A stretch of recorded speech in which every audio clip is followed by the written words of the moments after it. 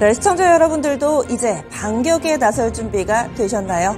우리 증시 오랫동안 쉰 만큼 그동안의 서름을 털어내듯 어제 양시장 나란히 강한 상승 움직임을 보여줬습니다. 그리고 그 기간 동안에 에너지도 상당히 많이 응축해놨기 때문에 앞으로가 더욱더 기대되는 상황입니다. 하지만 여기에서 섣불리 설레서도 안 되고 섣불리 긴장을 놓아서도 안 됩니다. 연속성이 상당히 좀 중요한데요. 즉 그도 그럴 법한 것이 우리 시장에 놓여 있었던 악재가 모두 해소된 게 아니라는 점 때문입니다. 해소된 게 아니라 그저 익숙해진 것이기 뿐이죠.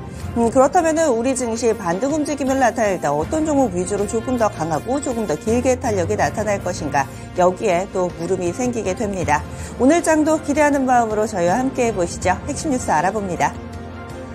첫 번째 소식, 간밤에 미국 증시부터 정리하겠습니다.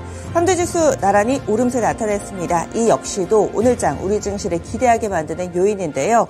다우지수는 0.62%, S&P 500 0.73%, 기술주 중심의 나스닥지수 0.93% 오름세를 보여줬습니다. 대체로는 5에서 6일 정도 오랜만에 미증시도 반등 움직임을 나타내게 될 겁니다. 뿐만 아니라 그동안의 시장에서 여러 가지 우려를 낳았던 요인들이 하나둘씩 제자리를 찾아가고 있습니다. 10년물 국채금리 한때는 5%를 넘어서면서 우려를 낳았었는데 이 부분도 고점을 기록하고 이후에 꺾이는 모습 뚜렷하게 나타나면서 간밤에도 10년물 국채금리는 제자리를 찾아가는 움직임 이어졌는데요. 이제는 4.8% 초반입니다. 다시 한번 떠올려 보시면요, 그때 4.7%를 뚫었을 때 한 번 시장에 충격이 있었고 5% 뚫었을 때 한 번 더 있었습니다. 이제 5% 이후에 꺾이면서 4.8%대, 4.7%대 진입 눈앞에 와 있는 상황입니다. 따라서 국채금리 상승에 따른 우려감은 조금씩 사그라드는 모습이고요. 여기에다가 이 부분을 증명할 수 있는 지표, 바로 빅스지수입니다. 일명 공포지수라고 불리는 빅스지수가 많이 떨어졌습니다. 간밤에는 거의 7% 가깝게 하락했습니다. 6.87% 하락하면서 18.97을 기록했는데요. 이렇게 시장의 공포감이 떨어지고 있다는 점 수치로도 확인되고 있습니다. 시장에서 주목했던 점은 이 10년 만기 국채금리 조금씩 제자리를 찾아가고 있다는 점에 안도했고, 여기에다가 개별적으로는 기업들의 실적 발표 영향력 점차 커지고 있습니다. 보시면은 코카콜라도 호실적 내놓으면서 2% 정도 올랐고요. 스포티파이는 호실적에 10%나 급등하는 모습을 보여줬습니다.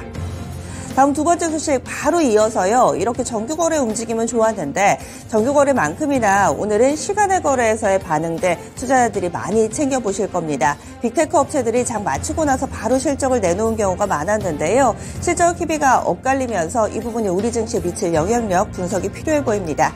대표적으로는 알파벳과 마이크로소프트가 있습니다. 눈에 띄는 점은 이 두 기업 모두 다 실적은 괜찮았습니다. 그런데 현재 힘이 뚜렷하게 엇갈리고 있는데요. 이유인즉슨 클라우드, 이 한 단어로 설명이 됩니다.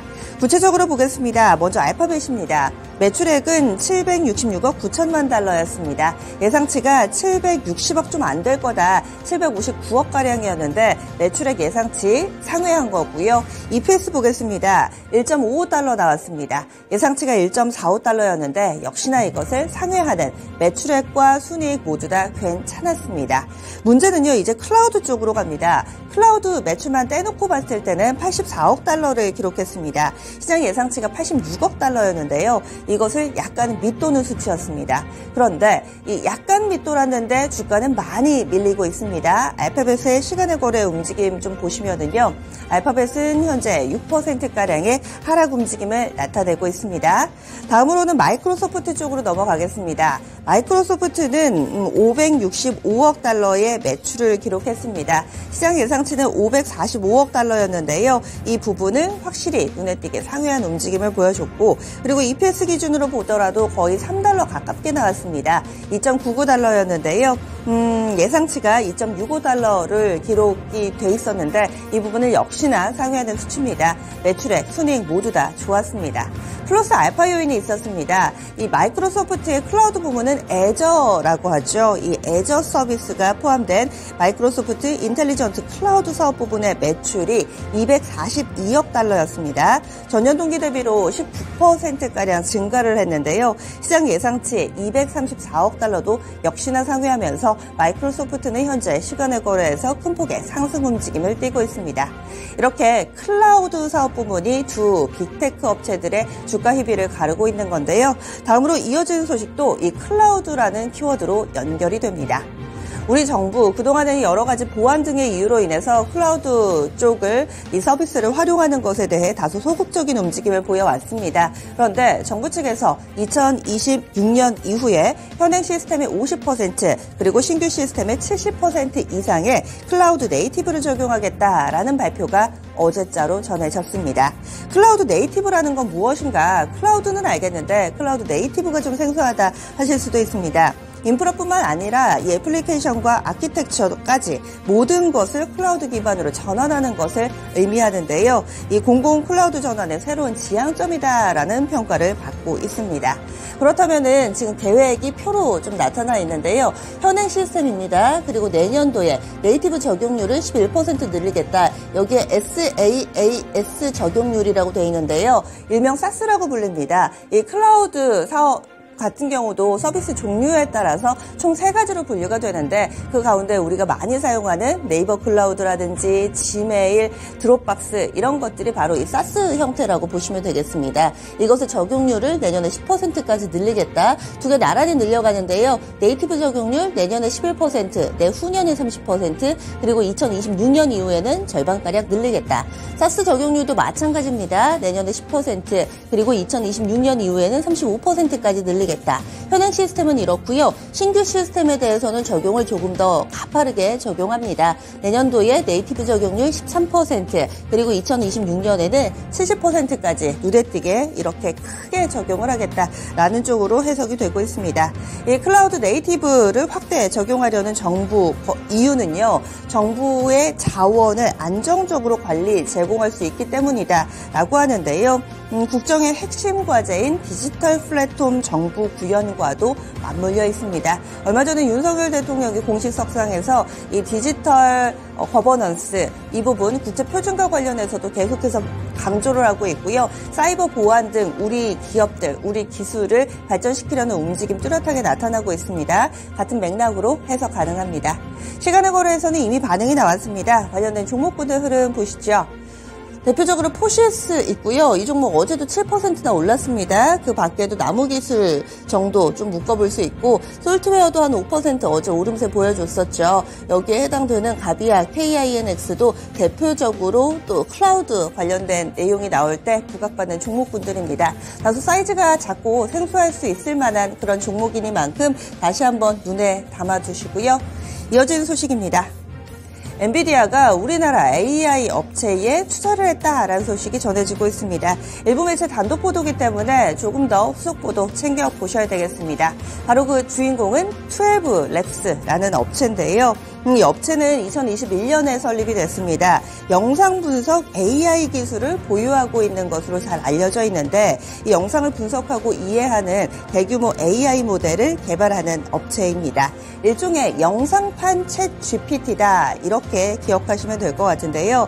이 매체 보도에 따르면은요, 엔비디아는 12랩스가 진행한 130억 규모의 이 프리 시리즈 A 투자 유치에 참여한 것으로 알려져 있습니다. 아무래도 글로벌 투자자들에게 주목받은 계기부터 좀 궁금하실 텐데요. 마이크로소프트가 예전에 기술 경진 대회를 열었었답니다. 여기에는 텐센트, 카카오 상당히 전 세계적으로 내노라는 업체들이 참석을 했었는데 당시에 이런 업체를 제치고 12랩스가 우승을 차지한 바 있는데요. 그때부터 글로벌 투자자들에게 이 낙점을 받은 상황입니다. 이번 투자에는요, 인텔 그리고 삼성전자, 이 한국투자 파트너스도 참여한 것으로 알려져 있습니다. 앞으로 AI 업체, 국내 AI 업체들에 대해서 해외 투자자들이 대거 들어올 수 있는 그 마중물 역할을 할 것이다라는 기대 상당한데요. 그렇다면 관련된 종목 보겠습니다. 이번에는 AI입니다. 영상판 챗 GPT 관련된 종목 묶어봤습니다. 네, 보시면은요, 오픈엣지 테크놀로지, 솔트룩스 이런 종목군들 상당히 오랜 기간 동안 안 보셨을 텐데 다시금 봐야 할 타이밍이 오고 있습니다. 호난 테크놀로지는 어제도 11%나 급등을 했고요. 가원칩스, 오픈엣지 테크놀로지, 솔트룩스 등의 종목군들이 묶이고 있습니다. 앞서 생성형 AI 서비스 이야기 나올 때 같이 움직였던 종목군들 보시면 될 것 같고요. 마지막으로 시선을 중국으로 옮겨보겠습니다. 중국은 여러모로 어렵습니다. 물론 이번에 발표된 GDP는 괜찮았습니다. 4.9% 잘 나왔는데요. 앞으로가 문제다라는 시각이 있습니다. 거기에다가 계속해서 발목을 잡고 있는 부동산 문제, 이 부분을 해결하기 위해서 시진핑 중국 국가주석이 나섰습니다. 취임 이후에 처음으로 어제 인민은행을 방문을 했답니다. 이 방문한 것이 중요한 게 아니고요. 때마침 나왔던 여러 가지 조치들인데 같은 날에 이 전인대 상임위원회에서는 적자 재정 규모를 GDP의 3.8%로 늘리기로 했습니다. 국채 발행하기로 한 건데요. 184조 규모라고 알려져 있습니다. 그렇다면은 이 국채 발행 왜 하는 거냐? 한 자금은 어디다 쓰일 거냐? 바로 부동산 부양에 쓰일 것으로 알려지고 있습니다. 왜냐면은요, 이 자금을 지방정부 이전에 쓰일 거라고 하는데요. 지방정부를 이전하게 되면 아무래도 부동산 기업들이 많이 가담을 하게 될 것이고 이것이 현재 수세에 몰린 부동산 산업을 끌어올리기 위한 그런 조치가 아니냐라는 해석들이 나타나고 있습니다. 뿐만 아니라 이 부분을 시작으로 해서 이 중국의 경기 부양 의지가 조금 더 뚜렷해질 것으로 관심을 모으고 있습니다. 이에 따라서 중국 소비주들 어떤 영향을 받을지도 점검 필요해 보입니다. 이렇게 해서 핵심 뉴스 알아봤습니다. 오늘도 개장은 증권통과 함께 하시죠.